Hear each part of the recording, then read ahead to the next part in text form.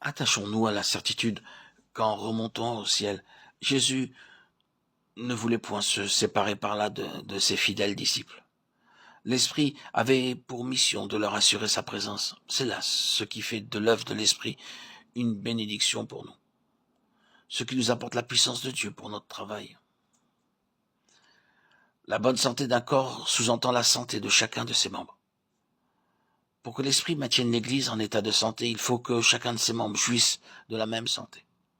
Prions et travaillons dans ce sens-là. Demandons que la présence de Christ, par le Saint-Esprit, prépare chaque croyant à faire de la réunion de tous et de toutes nos heures de culte autant de Pentecôtes toujours renouvelées. Apprenons à attendre et à recevoir ici-bas ce que l'Esprit de Christ nous apporte d'en haut. La Pentecôte est la glorieuse aurore de ce jour-là. Elle est le premier de ces jours-là, dont les prophètes et notre Seigneur avaient si souvent parlé. Elle est la promesse et le gage de ce que devait être l'histoire de l'Église. Ésaïe 11:10, Jérémie 3:18. On reconnaît généralement que l'Église a mal rempli son mandat, que même à présent, au bout de 18 siècles, elle ne s'est pas levée à la hauteur de ses glorieux privilèges.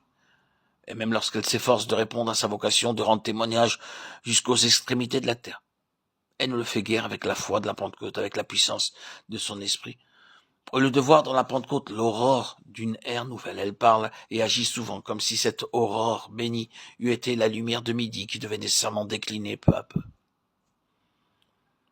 Que l'Église retourne à la Pentecôte et la Pentecôte reviendra à elle.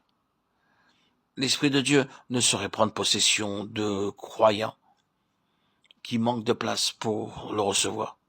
La promesse est là, qui attend. L'Esprit est prêt à remplir les cœurs. Il faut seulement vouloir le recevoir. C'est au pied du trône de Dieu qu'on trouve la Pentecôte. C'est en l'attendant là, d'un commun accord dans la prière. C'est en l'attendant avec la foi qui fortifie, que fortifie l'attente même. Avec la foi qui regarde au Seigneur glorifié, sans douter de la manifestation de sa puissance, qu'on l'obtient encore à présent. Jésus-Christ est toujours le maître de toutes choses, couronné de gloire et d'honneur. Hébreux 2:9. Son désir de révéler sa présence à ses disciples et de leur faire partager sa vie de gloire est aussi vif qu'au moment où il s'est assis sur le trône. Prenons donc place au pied du trône. Attendons-le avec une foi vivante afin que, remplis du Saint-Esprit, nous puissions rendre témoignage de Jésus, que la présence de Jésus soit notre vie, notre force, que lui-même vienne rendre témoignage en nous et l'Église produira des prédicateurs remplis de l'Esprit. La vertu d'en haut amènera les ennemis de Christ à ses pieds. Notre Père, nous te prions au nom de Jésus de réveiller et de vivifier ton Église. Que chaque croyant devienne réellement un temple rempli du Saint-Esprit. Que chaque Église devienne par la foi de ses membres un groupe de croyants vraiment consacrés qui témoignent sans cesse de la présence de Christ en comptant sans cesse sur l'effusion de la vertu d'en haut.